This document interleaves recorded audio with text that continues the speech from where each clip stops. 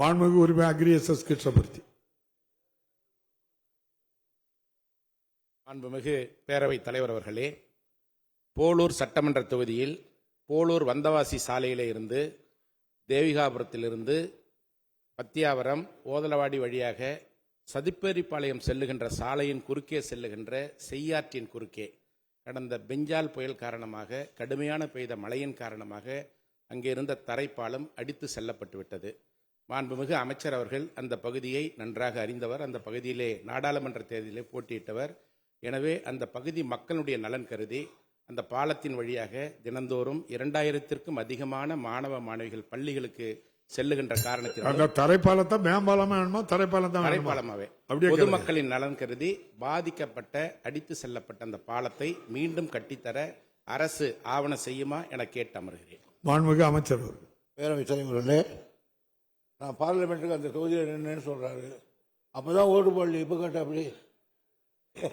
ஆனால் தரைப்பாலம் என்னுடையதா அல்லது மாண்புமிகு நெடுஞ்சாலைத்துறை அமைச்சரதா என்பதை ஆய்வு செய்து யாருக்கு ஒரு திட்டமோ திட்டத்தை நிறைவேற்றி தரப்படும்.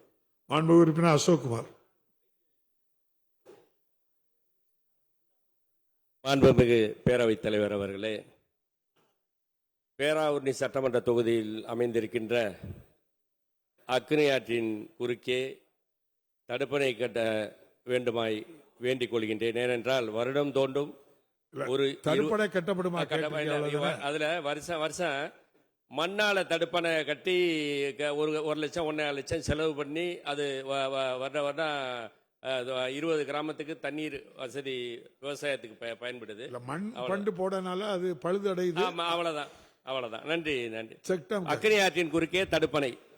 பேரவைத் தலைவர்களே, என்னுடைய ஞாபகம் சரியாக இருக்குமானால் இந்த ஆண்டு கூட அவருக்கு ஒரு தடுப்பணை கொடுத்திருக்கிறேன். மாண்புமிகு உறுப்பினர் ராஜேஷ்குமார்.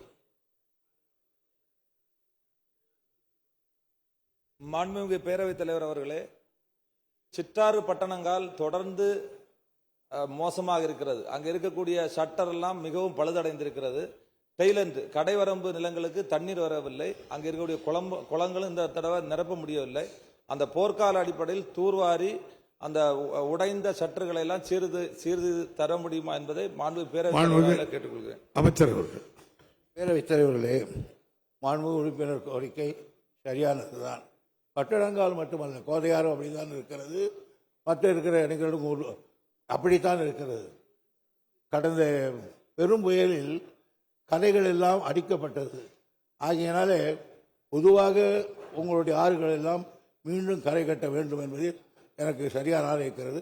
முதலமைச்சர் சொல்லி நிதித்தக்கபடி ஒவ்வொரு இடத்துக்காவது ஒரு ஆற்றினுடைய கரைகள் கட்டப்பட்டு மீண்டும் உங்களுக்கு நீர்ப்பாசனம் சரியாக நடக்க ஏற்பாடு செய்யப்படும். செய்திகளை உடனுக்குடனும் துல்லியமாகவும் தெரிந்து கொள்ள சப்ஸ்கிரைப் பண்ணுங்க.